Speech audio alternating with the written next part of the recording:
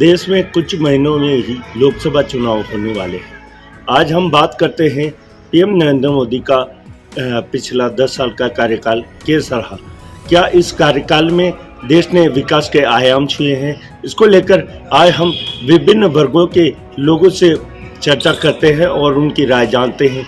क्या देश के लोग पूरे विश्व में भारत को विकास की दृष्टि से कहाँ खड़ा महसूस करते हैं? देखिए ये रिपोर्ट। पीएम नरेंद्र मोदी का 10 साल का ये कार्यकाल कई सारी उपलब्धियों से मिलकर बना हुआ है। इसमें हमारे देश ने कई सारे विकास के आयाम भी छुए हैं। सबसे पहला 370 धारा का हटाना, जो कि एक बहुत पेचीदा मामला था संविधान का, उसे भी बहुत अच्छी तरीके से उन्होंने संभाला है।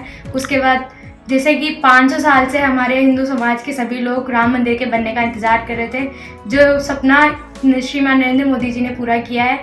इसे हम दूसरी दिवाली के रूप में ही मना रहे हैं, जिसका ये पूरा समारोह पूरे देश भर में मनाया जा रहा है। ये पूरा एक त्यौहार है और कोरोना काल भी उनके इस कार्यकाल में आया, जिसे भी उन्होंने बहुत अच्छी तरह संभाला। वैक्सीन बनवाई जो कि स्वदेशी थी, जिसको हमारे देश में भी भेजा और विदेशों में भी भेजा, जिसकी वजह से विदेशों में हमारा बहुत धन्यवाद किया गया। और इसके अलावा रक्षा के मामले में भी हमारे देश ने कई सारे विमान, लड़ाकू विमान और हथियार दूसरे देशों से निर्यात करे और हमारे देश को स्वतंत्र और शक्तिशाली बनाया, जो कि पूरे विश्व के अंदर शक्तिशाली देशों में से एक बन चुका है।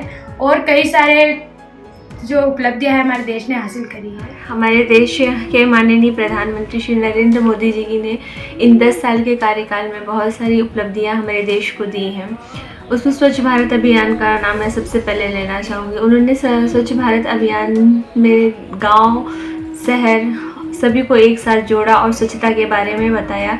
गांव-गांव में जहां पहले लोग खुले में शौच जाते थे, उन्होंने स्वच्छ भारत के अभियान के तहत बहुत सारे टॉयलेट्स हमारे देश को दिए। गांव के घरों में पहुंचाया, जहां लोगों ने स्वच्छता के बारे में जाना। और हमारे देश में उन्होंने बहुत सारे नवीनीकरण किए हैं, जैसे कि राम मंदिर का निर्माण अभी हम देख रहे हैं। उन्होंने काशी विश्वनाथ कॉरिडोर को बड़ा किया, जिससे कि लोग पर्यटक अधिक मात्रा में हमारे देश में आए और हमारे देश की अर्थव्यवस्था सुधरे। उन्होंने उनके आने से देश की जीडीपी भी हर साल बढ़ रही है, जो कि हमारे देश के लिए बहुत ही अच्छी बात है। धन्यवाद। प्रधानमंत्री नरेंद्र मोदी के बीते 10 सालों में कई महत्वपूर्ण उपलब्धियां रही। पहला तो उन्होंने देश को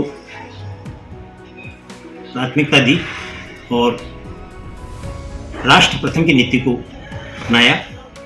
विदेशों में भी उनकी इस कारण साख बढ़ी है और सुरक्षा की भावना देश के लोगों में बढ़ी है। निवेशकों को भी वो आकर्षित करने में सफल रहे हैं। कई देशों की जो कंपनियां हैं वो भारत में अपनी फैक्ट्रियां लगा रही है, चाहे शस्त्र निर्माण हो, चाहे इलेक्ट्रॉनिक्स आइटम हो। इससे भी रोजगार के संसाधन निश्चित तौर पर बढ़ रहे हैं। ये एक बहुत बड़ी उपलब्धि है। इसके अलावा 2 महत्वपूर्ण फैसले मोदी सरकार के रहे हैं, जिसमें कश्मीर में धारा 370 को हटाना और 35A को हटाना। दूसरा, राम मंदिर निर्माण का फैसला आने के बाद मंदिर निर्माण का कार्य तय समय में पूर्ण करना। ये दोनों उपलब्धियां हर भारत देश के जनमानस को प्रभावित कर रही है। मेक इंडिया कार्यक्रम के तहत भी प्रधानमंत्री ने जो भारत में निर्मित जो संसाधन है, उपकरणों हैं, उनको जो उत्पादन को बढ़ाने की जो नीति उन्होंने रखी है, मेक इंडिया, ये कोरोना काल से शुरू हुई और इसके कई फायदे और कई उपलब्धियां अब सामने आने लगी है। और ये समझ में आने लगा है लोगों को कि भारत निर्मित वस्तुओं को ही खरीदा जाए, उनकी क्वालिटी भी बेहतर आ रही है। भ्रष्टाचार के मामले में भी नरेंद्र मोदी सरकार की जीरो टॉलरेंस की जो नीति रही है और ईडी और सीबीआई ने जो कार्रवाई की है, उसके परिणाम भी सामने आने लगे हैं।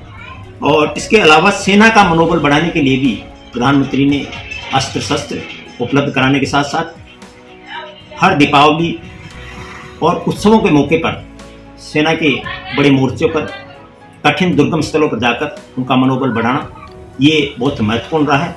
ये सिर्फ कई बातें हैं जिनसे प्रधानमंत्री मोदी की जो प्रतिष्ठा है वो लोगों के अंदर बहुत ज़्यादा घर बैठ गई है और लोग मोदी को पसंद करते हैं। माननीय प्रधानमंत्री श्री नरेंद्र जी मोदी के 9 वर्ष काफ़ी सफलतापूर्वक रहे, जिनमें उनकी योजनाएं जो गरीबों और आर्थिक रूप से पिछड़े जो व्यक्ति थे उन तक उनकी योजनाएं पहुंची है और काफ़ी लाखों लोगों ने उस योजना का लाभ भी लिया है। चाहे स्वच्छ भारत अभियान के तहत शौचालय बनवाना हो, चाहे उज्ज्वला योजना के तहत घर में गैस सिलेंडर पहुंचाना हो, और हर घर जल मिशन के तहत लोगों को जल पहुंचाना हो या बिजली पहुंचानी हो, हर एक व्यक्ति और आर्थिक दृष्टि से पिछड़े व्यक्तियों को इसका लाभ मिला है। देश की बात करें तो आज विश्व में भारत के नाम का एक डंका बज रहा है। G20 की बैठक का नेतृत्व हमारे भारत ने किया, जिसमें मोदी जी ने पूरे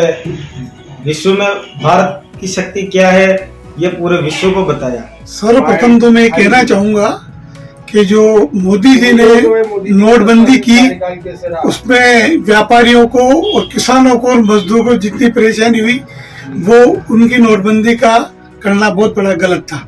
दूसरा प्रश्न मैं ये कहना चाहूँगा कि जो अमित शाह जी जो भारत के गृह मंत्री है उन्होंने ये कहा कि साहब व्यापारी चोर है, जबकि व्यापारी सबसे ज्यादा टैक्स देता है।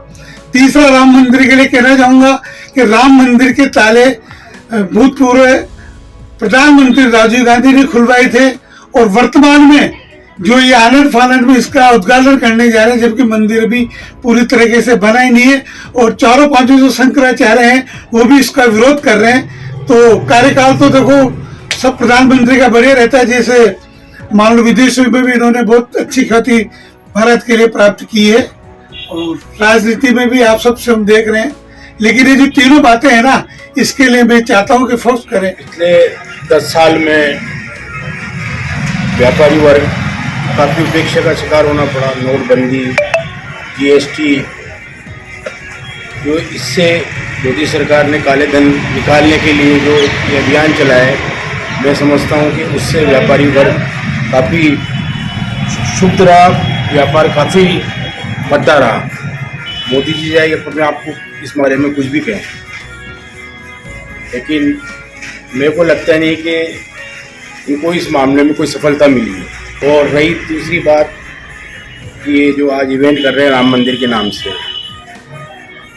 अभी मंदिर अधूरा है, इसको ये आनंद फानंद में ही बिना शंकराचार्य को साथ लेके ये जो भी करना चाह रहे हैं, एक सिर्फ वोट बटोरने का एक माध्यम है। कार्यकाल सिर्फ जुमले वाला कार्यकाल है। पीएम नरेंद्र मोदी के पिछले 10 साल के कार्यकाल को लेकर हमने विभिन्न वर्गों के लोगों से बातचीत की।